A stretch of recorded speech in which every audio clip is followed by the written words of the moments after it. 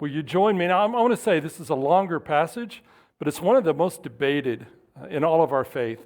I invite you today as we read it together just to let the words sink in. Don't worry about what you've heard about it before. Just think about the words we read together. Let's join together. Some Pharisees came to him, and to test him they asked, "Is it lawful for a man to divorce his wife for any cause?" He answered, "Have you not read that the one who made them at the beginning made them male and female, and said, 'For this reason a man shall leave his father and mother and be joined to his wife, and the two shall become one flesh.' So they are no longer two, but one flesh.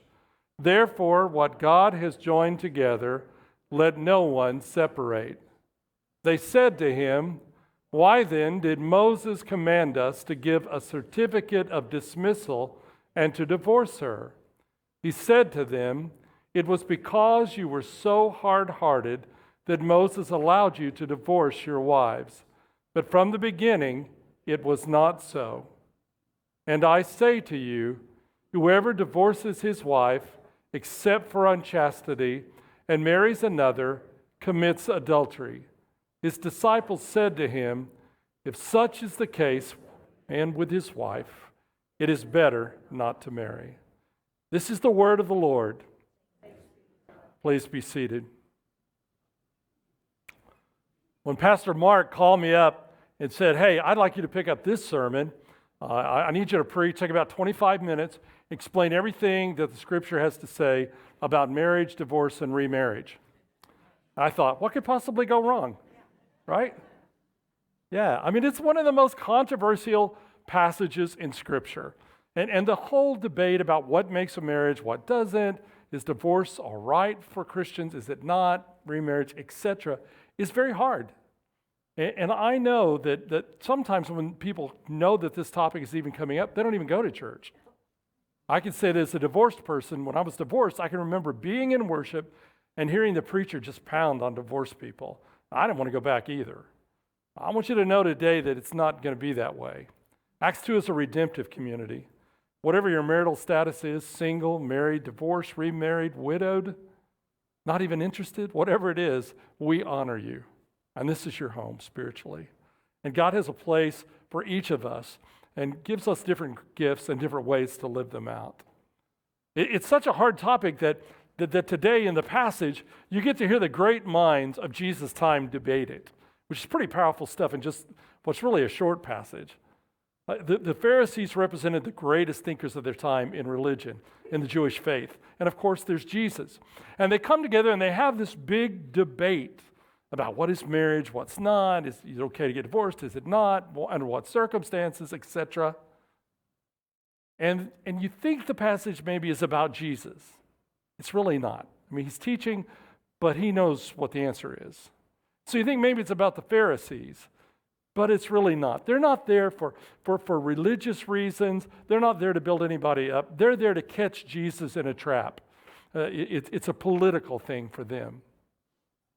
And then we realize it's for the disciples, people like us. Jesus allows this to happen this day, this debate, so that the regular folk can hear the debate.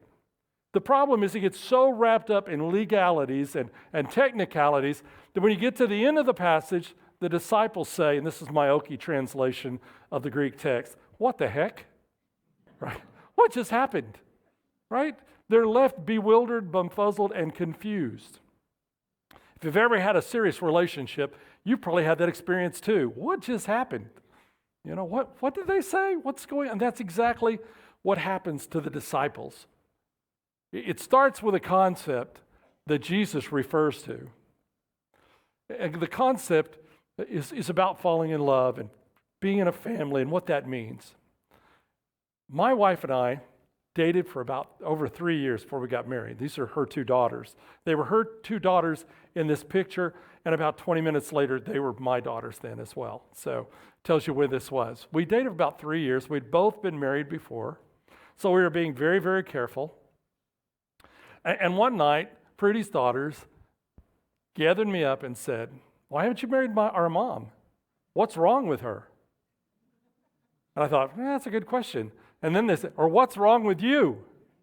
Right? So we decided we ought to get married. And on a beautiful, amazing, wonderful day, we did that thing where we walked down the aisle. And this is Memorial Drive United Methodist Church in Tulsa, where my soon-to-be brother-in-law was a pastor. You know, I'm walking up the aisle. He's not my brother-in-law. I'm walking back down the aisle. He's my brother-in-law. And it was the most amazing transformational experience in my life. And right before we do this, right before, we have the wedding, and that's the picture of us walking down the aisle afterwards, right? One of Pretty's daughters pulled me over and says, if you're going to do this, make it forever. Now, that's a pretty powerful statement. And that was our desire. We wanted to make it forever. We'd both experienced the heartbreak of divorce.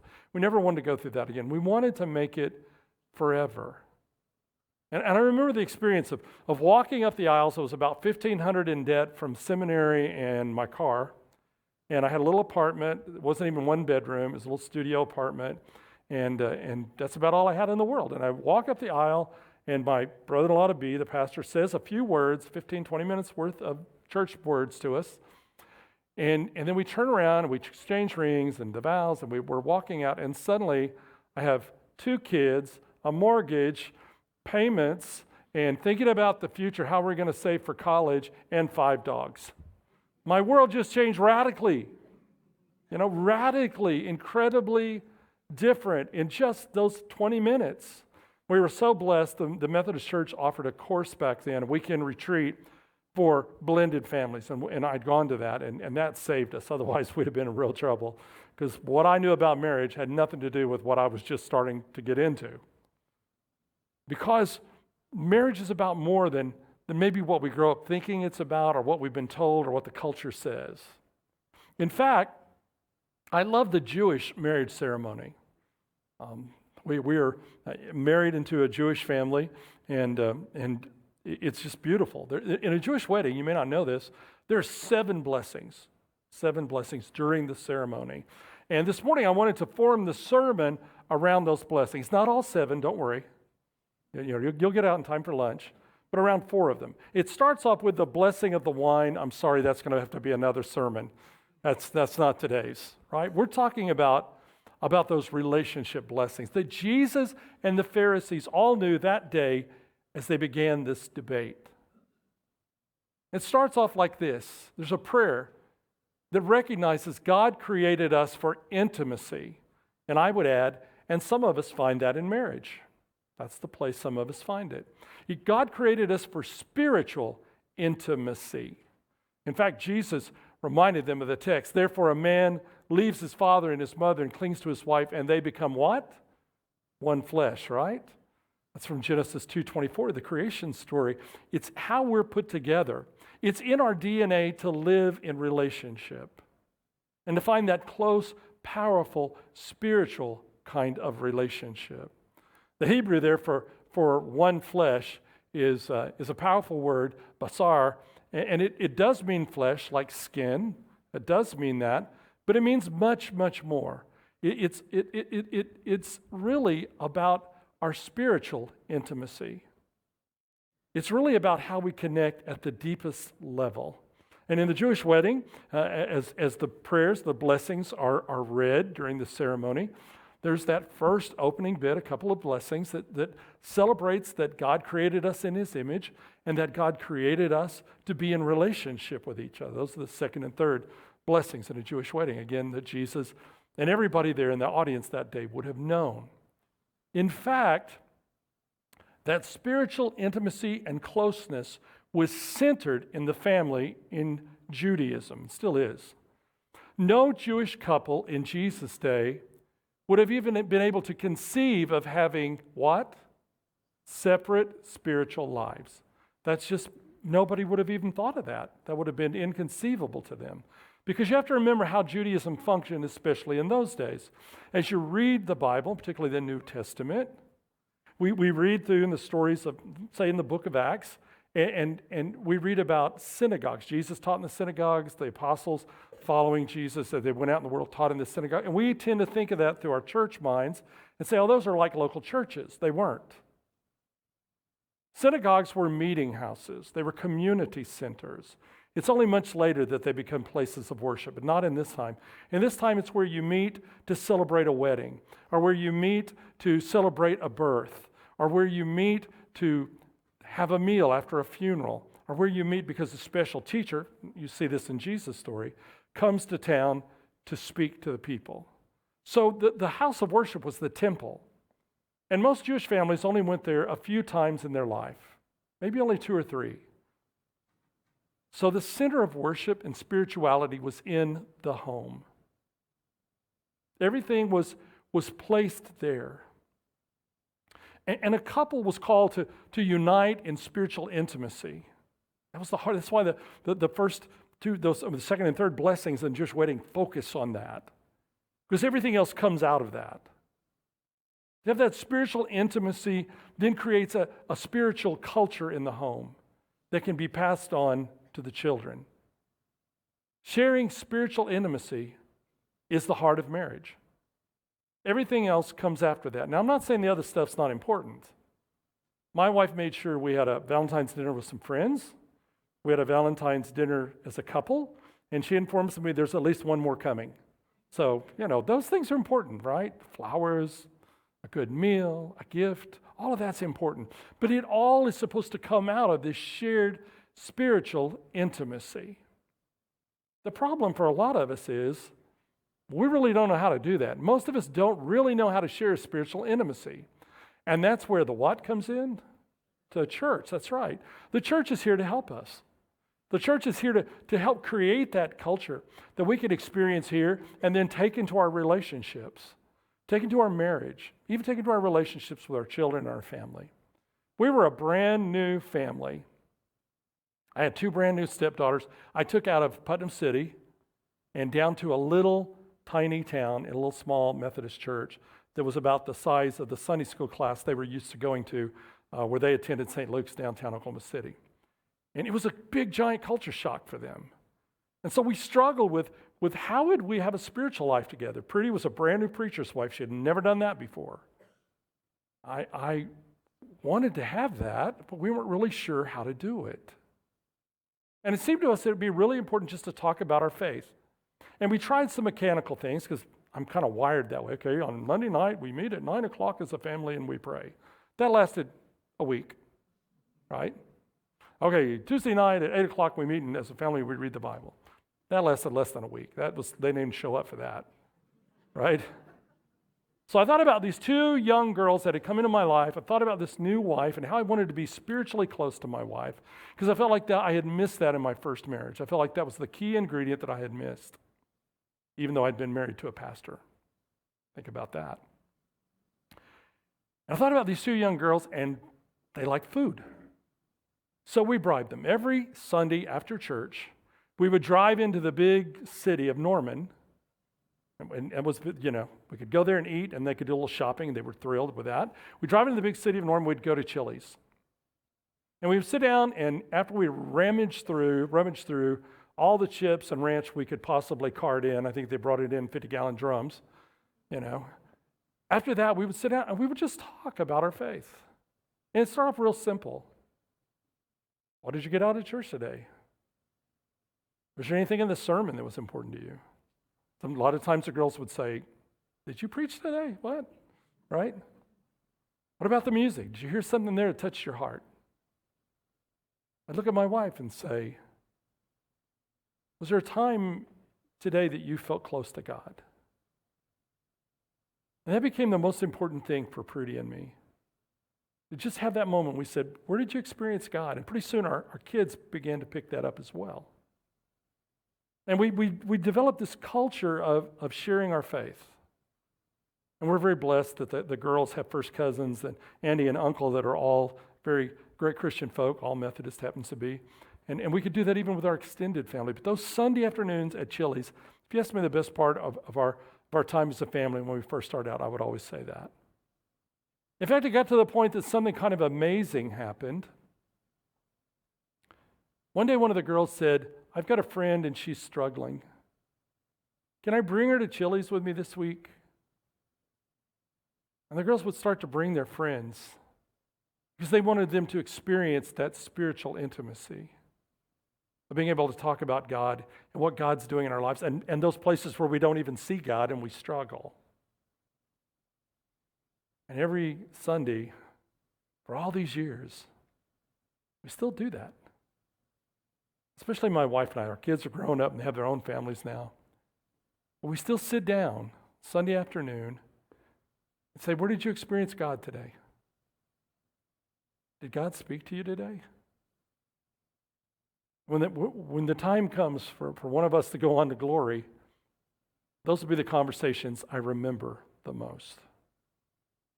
We've done the Disney, we've done the cruises, we've done all those things, but nothing is as powerful as those conversations that we share on Sunday afternoons. That's something you can do in your family, in your marriage, with your kids as well. Now, none of that would have happened if our lives had ended after our first marriage and we were divorced. But God is powerful, and God always gives what? Second chance, that's right. Yeah. In fact, in the story, Jesus recognizes that not all marriages last. Now, I can remember hearing this text preached on when I was a kid, and nobody mentioned that. But if you pay attention to what's being said there, Jesus recognizes that not all marriages last. The covenant can be severed, he says, because of hard hearts. The Pharisees are debating, why is this happening? Is this allowed? Etc., etc. And Jesus basically says to them, this is a broken world, and we're broken people. And sometimes brokenness enters our life in a way that causes disastrous outcomes. But God is a God of grace. In marriage and in any other part of our life where we have sin and brokenness, God is a God of grace. God always offers us the chance to start over. I can remember when I was divorced, and I would go to the altar every Sunday. We had Sunday night church, and I would go to the altar every Sunday night, and I would pray that I would find the right person to marry and that we would have kids and have a family, because that's just the way I was wired. That's something I really wanted in my life. And the way I had it planned for God to do it was I would marry a woman, find a woman, we'd fall in love, we would get married, and 2 or 3 years down the road, we would start having kids.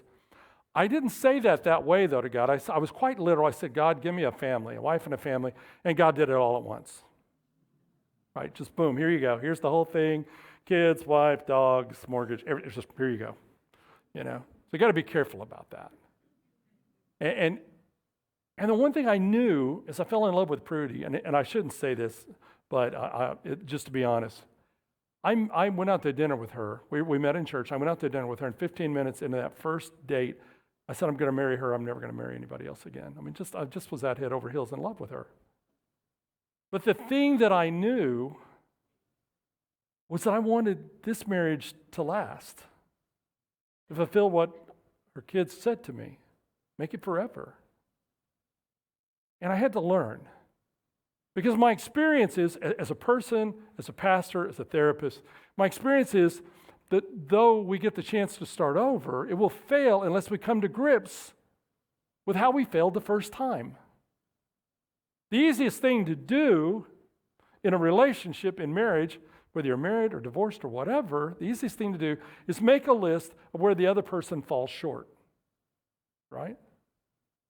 And I will just tell you this, if you make that list, don't ask me how I know this, but if you make that list and hand it to them, it's liable to get wadded up and thrown back in your face. I'm just saying, just be aware.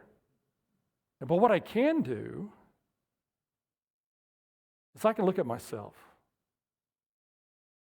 I have control over my life. I have control over my behaviors, my attitude, my spirituality. I have control over all of that. In order to make our second marriage work, we went to counseling. I was so blessed. I went to Dr. Curtis Nye, a great Methodist pastor. He had been the Baptist pastor in my town when I was growing up. He became a Methodist. Later, he actually even became my associate pastor when I was at Church of the Servant. But he was a therapist, and I went to him. And he would say at the end of every session, and I was recovering from divorce, thinking about moving into this new relationship. And then as I grew in this new relationship, he'd say, Robert, you're going to be happy again. He would say it. It wasn't a question. It was like, Robert, do you want to be happy again? Or Robert, do you think you'll ever? It wasn't that. It's Robert, you're going to be happy again. The only question is, when are you going to change things so that you can get there? How soon are you going to do that? How soon are you going to make the changes in your life that you need to make in order to get there? God opens those doors and gives us second chances, whether it's recovering from divorce or restarting our marriage, or just kicking our relationship up a year or two. But we've got to take responsibility for ourselves, our behavior. And that's the amazing thing in the conversation that Jesus has with the Pharisees that day. Everybody's talking about somebody else and what somebody else ought to do with their relationship. And it just leads to disaster. Nothing happens. At the end of that great meeting of the minds, the common folk are left sitting around going, what the heck? What did they say? Until we deal with our own stuff, things can't get better. Now, fortunately, thinking about, again, the blessings in a Jewish wedding, there's a great blessing in there that really helps us understand how do we fulfill that? How do we live in this close, intimate relationship that God has created us to live in and to be connected at the deepest level? How does that happen? You have to focus on forgiveness. I don't know of any successful relationship that's made it through the decades without having forgiveness at the heart of that experience. God forgives us, so we forgive others, right? We're going to say that prayer, the Lord's Prayer, here in just a couple of minutes. And at the heart of that prayer, it's about forgiving because we've been forgiven. There's this wonderful thing about that in that if you evaluate your own life, not the other person, not what they need to do or change or correct, but your own life, pretty soon you're going to be craving forgiveness. I can remember at the end of our first year of marriage, we had a very instructional moment together. Instructional moment, if you can read between the lines. My wife was a boss. She owned a chain of stores, one at Penn Square, and she was used to evaluating employees. So at the end of the year, when she did her employee evaluation, she evaluated me. And I didn't do that well. And I was in trouble. I didn't do that well. And I thought about what to say, and there were several things that crossed my mind. The Holy Spirit blessed me and locked my mouth up for just long enough to get through that. And then I looked at my wife and I said something that's become a catchphrase for me throughout this entire marriage we've had now for decades. I said, honey, lower your expectations. Right? Lower your expectations. If you have these high expectations, you're going to be constantly disappointed in me. Lower your expectations, right? But the heart of what we learned is we have to forgive one another and even harder, forgive ourselves. You have to keep this fight from becoming episode 29 of the fights you've had before. Couples get locked in what we as therapists call core scenes, where they're fighting the same fight over and over and over again. They don't even know what the fight's about. Oh, today it's about the in-laws. Tomorrow it's about the grocery shopping. Next week it'll be about the cleaning. But it's the same fight emotionally, over and over and over again. And it never gets resolved. And it stays locked up and miserable when we miss the call to forgive and to allow ourselves to be forgiven. At the heart of second chances for divorced people, at the heart of second, third, fourth, fifth, sixth, 10th chances for married couples, the engine that keeps it all working is forgiveness. See, that day as they entered Judea, and that's always a key phrase in the New Testament. When you read that, get your ears up, something important's about to happen. Because they'd been in the northern part of Israel where things were a lot more relaxed. People just lived their lives. A lot of those people were former slaves. They were just glad to be free and alive, relatively free. But now they move into Judea, and Judea is the area around Jerusalem. Right? And it's filled with people who at that time thought they were really superior. They were the best of the Jews. You weren't really a good Jew unless you lived near Jerusalem, they thought. And that day on that plain, when they come out and they meet Jesus as he comes into Judea, that region around Jerusalem, it's very serious. And it's all about rules. And it's all about order. And it's about who's right and who's wrong. And Jesus said it's not about any of that. It's about forgiveness. It's about loving at a higher plane. It's about recognizing, not trying to find the spiritual intimacy we're created for. It's about recognizing that it's right there in front of us, and God gives us that opportunity to experience that over and over again. But the Pharisees didn't buy it. In fact, they quote Deuteronomy 24. If a man, read this with me, if a man marries a woman who becomes displeasing to him because he finds something indecent about her, and he writes her a certificate of divorce and gives it to her and sends her from his house. So that was the rule. You notice who has all the power? The men do, right, in this deal. It's just what the man decides. And there were two schools that we'll talk about, or maybe we won't, but there were two schools, and they were debating, and they were trying to draw Jesus into the politics of it. The key phrase is something indecent, erwat debar, which I have to apologize to you for the way we've translated that in English sometimes. Sometimes you'll see it as unchastity or being unfaithful. That's not what the text says. That's not the words that they spoke. That's just the way we, in English translations, have done it because preacher types and theologian types are very uncomfortable talking about intimate relationships, right? Just to be honest. It describes something else. It's actually the Hebrew language for what happens in the bathroom. I know, really uncomfortable now, aren't we? The room just goes silent, right? So what the text really says is when somebody does something that's just obscene in its vulgarity and its violence, covenant's broken. Now, sometimes that's very dramatic, and sometimes it's something that happens over the years in little, tiny ways. It's heartbreaking for me as a pastor. Sometimes I've sat in my office with a couple, and I've had to share with them, you're divorced, you just don't know it. Legally, you're still married, but the covenant is dead. Now remember, we said God is a God of second chances. And if you find yourself in that place or close to it, come see any of us who are our pastors here. We can help you get through that. People recover from that and become closer than ever. But you got to be willing to work at it and do what's right.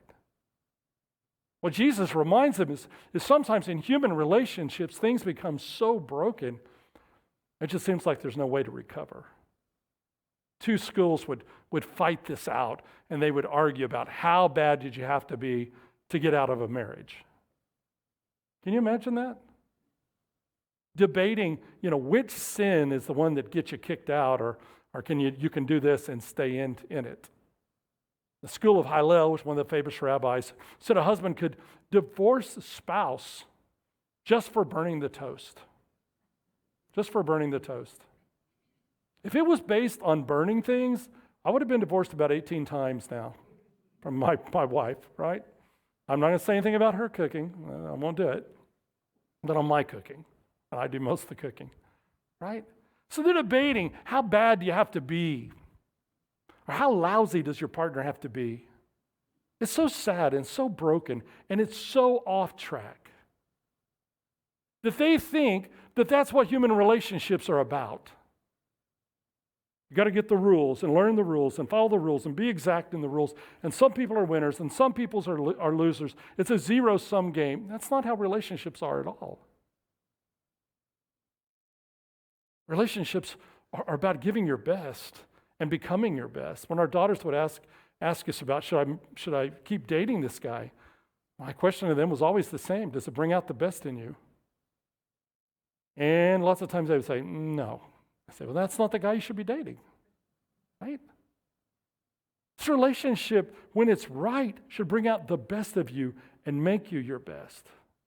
Call you to live at the highest level of relationship. The tragedy on the Jewish plain, the plains of Judea that day, was that nobody was interested in talking about love except Jesus. They keep trying to throw it into politics and debate and proving one side's a winner and another side's a loser. And Jesus refuses to give in to that. Because Jesus is all about love and mercy, grace and forgiveness, which are the cornerstones of having that spiritual intimacy that we're all created for. You know what we're supposed to do in a close, intimate relationship? I hope you don't, because I'm going to tell you, and it'll ruin the end of the sermon if you already know. Right? So the last blessing, the seventh blessing in a Jewish wedding, and again, that's what they would have all been thinking about that day. The last blessing, the final blessing, is a blessing that calls for, we are called to joy.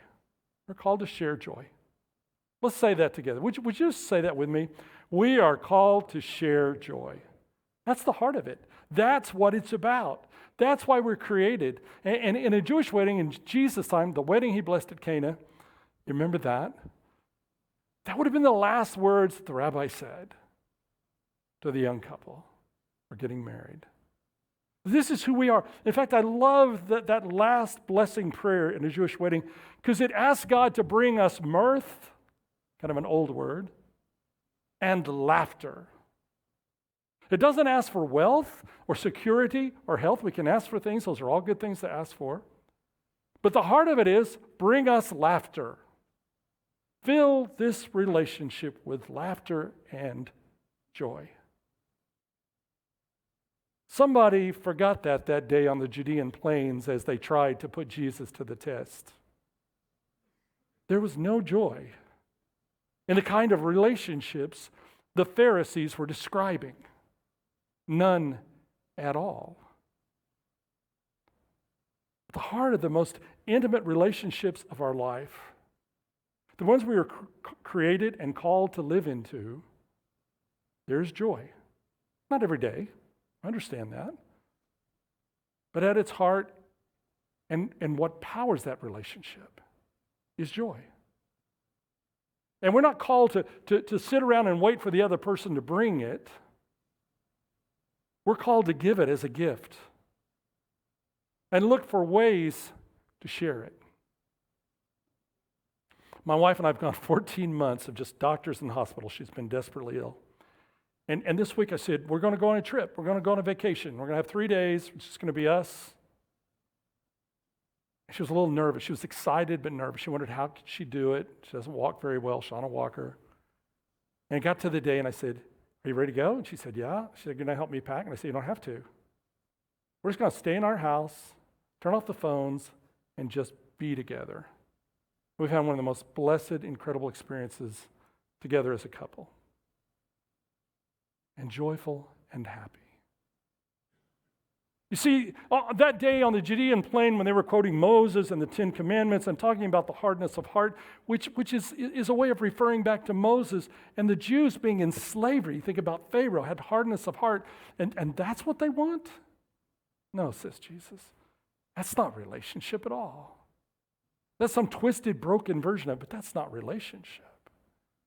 I wish instead they'd chosen a passage from Song of Solomon. Maybe you've read that, maybe you've never heard of it. It's a part of the Bible, it's in the Old Testament. And typically, and the Jewish folk love it, and Christians, we don't know what to do with it. Because it's a love story between a man and a woman. And it's a little book in the Bible. Go home, read it for Valentine's. It'll take you 30 minutes to read the whole book. But there's a passage in there that says, I am my beloved's and my beloved is mine. And when you go to Israel, couples typically will get this ring, a man's version and a woman's version, that say that in Hebrew. If you could see it up close, you wouldn't be able to read it because the letters are in Hebrew. I am my beloved, and my beloved is mine. You probably have heard that, and it comes from Song of Solomon.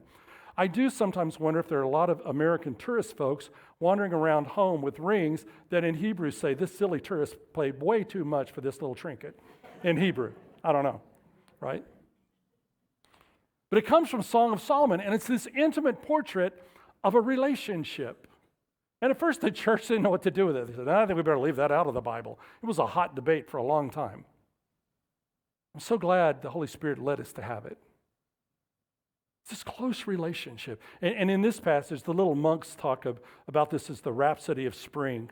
It's the rhapsody of a couple being together. It's It's such a beautiful text. I'll just read it to you and just listen to the words. This is a love song between two people. The voice of my beloved.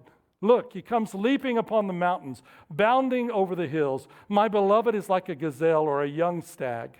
Look, there he stands behind our wall, gazing in at the windows through the lattice. My beloved speaks and says to me, arise, my love, my fair one, and come away, for now the winter is past and the rain is over and gone. My beloved is the Hebrew word Jodai. It describes the person that means the most to you in the world. That's a simple way to say it. It just means the person who means the most to you in the world. It can be friend, uncle, aunt, husband, wife, child, just the person that means the most to you. And that's the person. For me there, she is the one blonde in the whole group. She is followed me all over the globe, sharing the gospel and being a preacher, being a Methodist preacher. This is with Methodists in North Kenya. And before you can enter their village, you must dance with them because enemies won't dance together. And so if you won't dance with them, you're an enemy, you can't come in the village. But if you dance with them, isn't that a beautiful ceremony? You can come in. And so, of course, Prudy is the first one to go out and give it a try with our friend Ann. And we were welcomed and admitted to their village. She's followed me all over the world. You think about this text, and it sounds like it's for young people, and scholars often say that this text is that because of the words. You get that image of the stag, the young man's a stag, and the young woman's beautiful like the fields and the flowers. And there's a lot of athletic stuff because the stag's jumping around, bounding through the hills, full of love. And you kind of think young people, right? But in the last few years, I've come to wonder about that. I've come to think that maybe this is a text about a couple who's hung together and stood the test of time.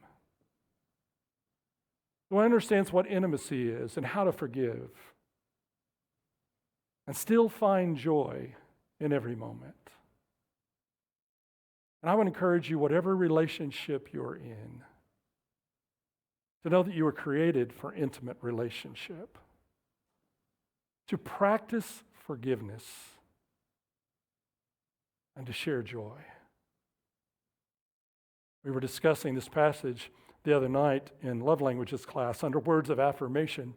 And the class nailed it. We read through the whole thing, and the class nailed it. And they said, oh, they've been apart, and they're coming back together, and they're so filled with joy and love and excitement. And that's right. That's exactly what the text says. Every day, I look forward to the moment I can go home and be with my wife. And she tells me every day, she's excited and waiting for me to come. 5 times this year, I've watched her taken away in an ambulance, not knowing what would happen. I'm thankful to you and your prayers, we're getting past that now. She was in first service today. We're at that place. And through it all, we still know joy. We're closer than we have ever been. And we share this passage every night because this passage, arise, my love, my fair one, and come away, for now the winter is past, the rain is over and gone, describes winter in Israel. It's when the storms come. Think of the stormy season in Oklahoma. And the passage says, the storms have ended, and now the flowers are blooming, and spring is here, and we're filled with joy and hope. So each night, my wife and I end our day holding hands and saying, for now the winter is past and the rain is over and gone. May God bless you and your relationships. May you find the intimacy that God created you to know in forgiveness and in joy. Will you join me now in the Lord's Prayer?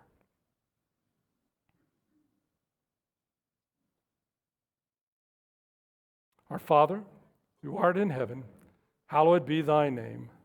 Thy kingdom come, thy will be done, on earth as it is in heaven.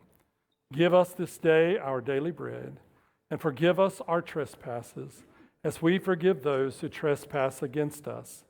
And lead us not into temptation, but deliver us from evil. For thine is the kingdom, and the power, and the glory forever. Amen.